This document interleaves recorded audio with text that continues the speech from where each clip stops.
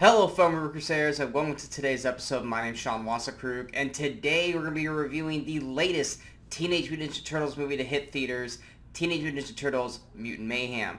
Now, obviously, I'm of the age where the Teenage Mutant Ninja Turtles was a huge part of my life. I was at the perfect age where I was really young when the TV shows came on, the old school 80s one. I had all the toys. I was at the right age for the movies and all that kind of stuff. So Teenage Mutant Ninja Turtles has always been very important to me and a very sacred franchise, much like the Transformers movies were to a point until Michael Bay ruined them.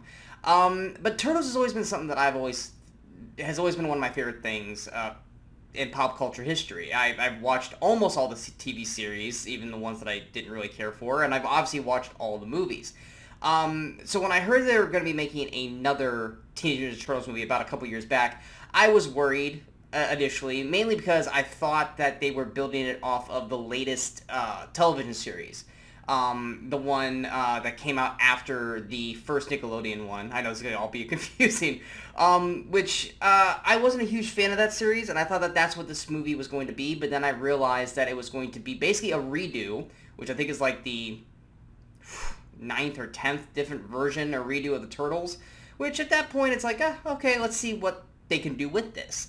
Like I said, I love the original cartoon series. I even loved, even more so, I want to say it was the 2011 or 2013 Nickelodeon Teenage Mutant Ninja Turtles series, which if you guys have not checked that out, that one to me is probably top tier Turtles. And in terms of the movies, I love the original. I loved the dark grittiness. Even as a kid, I loved that dark grittiness. Secret of the Ooze, I really enjoyed as a kid. As an adult, you could tell that they went full-on kid mode with it. And then, of course, everyone hates the third film, which I agree. Their animated feature they came out with, I thought was actually really, really solid and one of my favorite adaptations. And then, of course, you have the Michael Bay one, which the first movie was not good. The second movie was closer to the identity of Turtles, but still not quite there. So going into this one, I think after the first initial trailer, I was actually more set on positive than the negatives with it, mainly because for the first time ever, the Teenage Mutant Ninja Turtles are actually being portrayed and played by teenagers. Because one of the things that, I don't think it was really a huge problem, but until you've watched this one, I guess you never really noticed it before, is that when watching Mutant Mayhem, this is the first Teenage Mutant Ninja Turtles film that actually made the Turtles feel like actual teenagers. Whereas throughout the films, the cartoons, and all this stuff prior to it, 2011's Nickelodeon, I think, did a solid job of it. But this is the first time that they actually felt like young adults and teenagers instead of college kids or teenagers that were nearing their 20s or just adults pretending to act young. And so having this new element with these four actual young teenage kids, it added, and also with the writing of, I think it was Seth Rogen and Evan Goldberg, and Jeff Rowe, who directed the film, they actually added and enhanced the Turtles in a way that made them feel actually like Teenage Mutant Ninja Turtles. The four cast members, you got Micah Abbey, who's Donatello, Shamon Brown Jr., who's Mikey, you got Nicholas Cantu, who plays Leonardo, and Brady Noon, who plays Raphael. They are actually doing a fantastic job. And granted, I think during the first initial trailer, Brian and myself actually made a joke of Donatello doesn't sound like he's hit adolescence yet because he sounded way too high and everything. But it's one of those things where it actually works kind of brilliantly in this film. What I love most about, and guys haven't figured this out, I love this movie. What I love most about the Turtles in this film is that they haven't hit their potential yet. They haven't hit the Turtles that we know. Donnie is not Mr. Gadgets and super smart tech guy yet. He's just an anime nerd who's just trying to figure out his intelligence and stuff like that. Mikey is not Mr. Party Dude. He's just super laid back, relaxed, and very antsy, and just doesn't quite know how to be Mikey yet. And Raph is real, like Raph, real angst and has this anger built up, but he doesn't. He's trying to find outlets in order to use it, but he's not Mr. I'm always angry and annoyed and screw all of you kind of attitude. He's just, he has it all bundled up. He doesn't quite know. And Leonardo, he's not a leader yet. He knows he is trying to strive to be a leader, which kind of makes him come off as a goody two-shoes, which Leo always has been. But he doesn't have a grasp on what to do and how to run the team and how to, interact with everyone the right way. So he kind of feels like the odd man out most times than not. And adding these elements to these characters with the younger voices actually, for some reason, adds so much more layer to these characters. And the main through point for the Turtles in this film, which is, it's not that it hasn't been touched on, but this is, I think, the best way they touched on it so far, is that they've been growing up alone with Splinter, voiced by Jackie Chan, which also, kudos to Jackie Chan for finally getting an animated role. And I actually thank Seth Rogen for this, because, Jackie Chan was in the Kung Fu Panda movies, and he'd have like maybe 3 lines in the film, which he was with Seth Rogen in those movies. Seth Rogen actually lets Jackie Chan freaking have dialogue in this film, and Jackie Chan is great as Splinter. Did I care for him to kind of look like a 40-year-old, Al Bundy type of a character? No, I would have preferred him to be more the, ninja badass Splinter, but we do get ninja badass Splinter. He just doesn't look like ninja badass Splinter. But I love the elements that they added with Jackie Chan, which I'll touch on that here in a moment. But with the 4 kids, I love this added element, because what they want most in this world is they just want to be accepted, and they want to be able to go to, like, high school. They want to have friends that aren't just the Turtles. They want to make friends with humans. They want to have these moments that high school kids have, that they see when watching TV and movies and stuff like that, which, that's another cool thing about this film, is that they are very much of today's Turtles. You'll see them reference Avengers Endgame and sporting stuff that happened in real life, so it feels very much more real in this sec, because they are dropping stuff like Attack on Titan and little Easter eggs of modern day stuff, which is actually really, really cool and adds that layer of realism to it, even though it's an animated film. But adding that element that they want to just be accepted and want to kind of live normal lives, I didn't think it was going to touch me the way that it did, but there's this one moment in the very early parts of the film where they're watching this movie and they see what a kid is like in high school, and they have to go back into the sewers because they know they're not accepted. And the way the music hits and the way they're shooting this moment really worked for me, and I loved it. It didn't take very long for me to fall in love with this film. Like I said, with Jackie Chan, he just like Splinter, he finds these 4 turtles, and they grow together, and you have this almost PTSD fear from Splinter, because there is this moment where he tries to tell the turtles, where he did try to take them out in the real world, and they were not accepted, and because of that, he is terrified of humans. He hates humans because of how they treated him, because they're different. And so he's trying his best to shelter these young turtles and keep them close, because A, he doesn't want to be left alone, and B, he feels that if they go out too far, he can't protect them. And it's a really good added dynamic and added fear that we never have gotten from Splinter before, at least not to the extent that it's displayed here in this film. And I love these added new layers of these characters. One thing I also love, and you can kind of chalk this up to Jeff Rowe, who did The Mitchells vs. Machines, which also, criminally underrated film on Netflix if you guys never checked it out. The artistic style of this film is something that we have not seen for the Turtles ever before. Granted, this is coming from people who have had some hands in the Spider-Man Into the Spider-Verse, which we all loved. It's one of my favorite films of the year. I love the comic book-esque style approach, and that's the one thing with the Turtles movies and the Turtle comic books. It is very gritty. It's rough drawings. It's kind of almost crude to a point with the characters. And I love that Turtles actually took this approach. Now, the first time you see the trailer, it's a little jarring, but you had to kind of get used to it, and I actually grew to appreciate it and love the artistic style of it. Every character, every human does not look pristine perfect. There's this one news anchor lady whose jaw is like out to here and then super soft over here, where it's like, is that a tumor? Nope, that's just the artistic style they're choosing for this film. And I love that it feels like it was like written in pencil and then, drawn out with marker. I love how almost every frame feels different than the next, which if someone who wants pristine, beautiful animation like a Pixar film, that's going to bug you. But for me, I actually enjoyed the new artistic style of it. And that's something that Turtles has always tried to do through the years, is try to be something new and artistic with it. Sometimes it works, sometimes it doesn't. But I love how this film is shot. I love the character designs for the creatures for this film. I love the way the turtles look. I love everything about how this movie looks. Obviously, voice casting is fantastic in this film. Outside of the Turtles and Splinter, you got Ao, I'm going to say her name wrong, and I'm apologizing because I love this actress. Ao Adibri? She plays April O'Neil. Many people know her from FX's The Bear, which she's fantastic in. Her new version of April, I feel like that one's going to probably be the one thing that people are going to love or hate.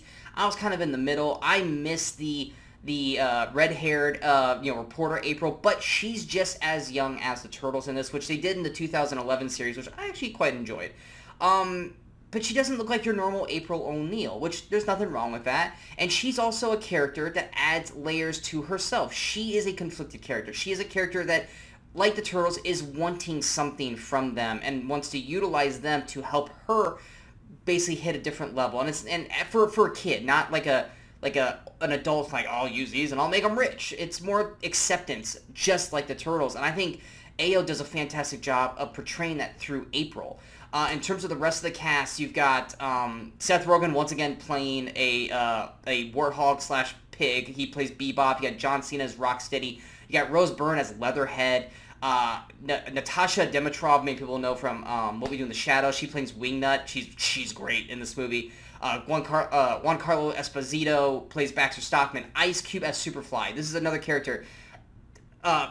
Visually looks awesome. Looks fantastic. And yes, Ice Cube does very much feel like, yeah, he's playing Ice Cube, but it works for this character of Superfly, and I really, really enjoyed the dynamics that we got from that, based off of what we got in the kind of the epilogue or prologue at the beginning of the film to where this character is to this day. I actually really enjoy that, and there's certain elements throughout the film, especially near the third act, that I actually feel for Superfly. No Shredder in this one, but we do get some more dynamics of, once again, we get a character that we understand his motivations as the villain, and we get it, and he runs a similar path to Splinter in a way, and to the point where it's like, I understand what you're doing, I don't disagree with what you're doing, you're just going about it the wrong way, and there's a way to do this better. And I think Ice Cube actually does this very, very well. You also got Paul Rudd as Mondo Gecko, which is a highlight of the film, because it's basically Paul Rudd playing basically almost like a surfer guy, which anyone who loves Forgetting Sarah Marshall,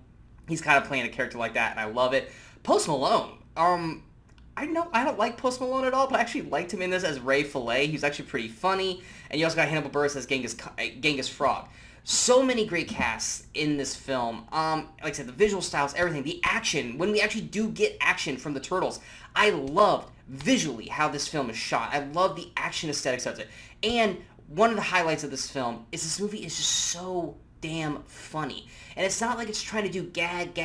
The funniness is through the effortless dialogue of the four teenagers. There's so many times where the teenagers are talking over themselves, and you almost need to go back and re-watch it multiple times so you can hear what each one of them is saying, because subtitles are going to be talking over each other.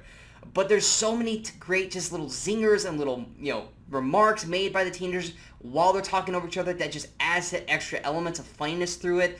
The third act final battle sequence I thought was actually shot really well, and I love the way they interacted certain areas of New York and characters of New York to work and integrate through this. As a Turtles fan, this is a movie that I went in with, I hope it's good, please don't mess it up, to, oh my god, this might be one of my favorite Turtles movies, hands down. It probably is my favorite Turtles movie because it's the one that I feel like captures the essence of what the Teenage Mutant Ninja Turtles are and what are supposed to be. While I love the original films and I love the original cartoons, they never did feel like teenagers to me. They felt like young adults, like college kids. This is the first movie that actually makes them feel like teenagers, which actually makes them the title of the film feel like a legit truth instead of just like, oh yeah, they're young, they're wacky.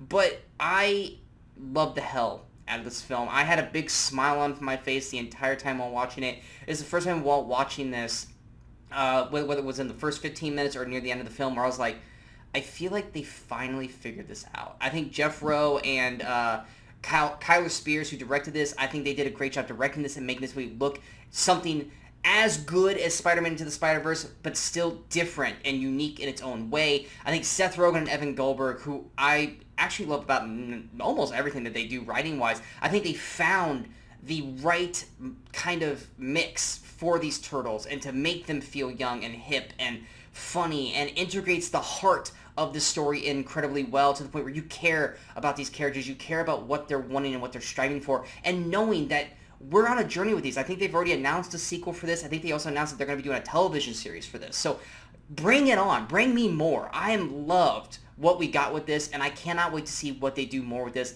And as we see these Turtles and Splinter progress and become the Turtles that we know and love, I love this almost prequel-esque kind of reboot where these Turtles don't know how to be ninjas. They are ninjas, but they've never had to fight outside of the sewers and learned how to not only learn how to protect New York, but learn how to deal with each other and grow into the characters that we know and love from the past.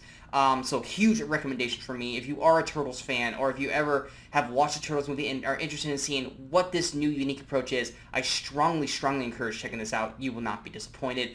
I'm going to give Teenage Mutant Ninja Turtles Mutant Mayhem a 94%, which is one of my highest ratings of the year. Granted, you can chalk it up to me being a Turtles fan and maybe giving it a bump over other movies because of that, but this did everything I've always wanted a Turtles film to be, and while it didn't give us everything, it's a great, beautiful starting off point, and I cannot wait to see what they do with future installments.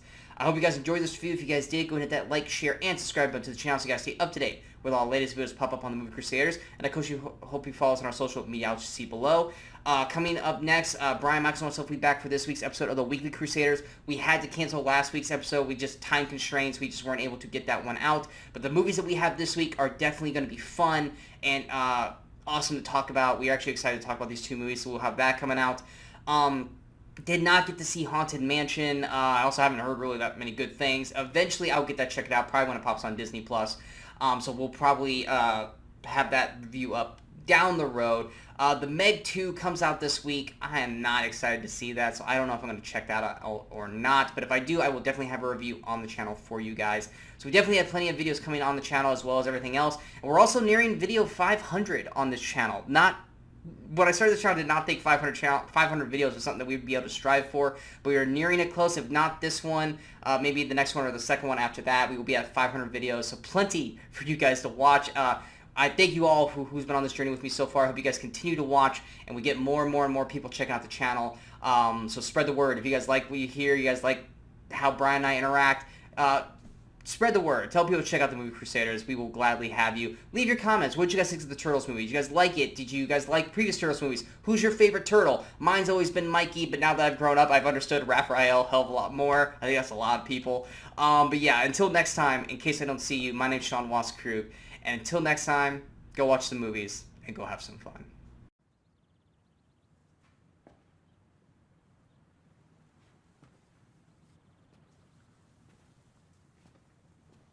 You're still here. It's over. Go home.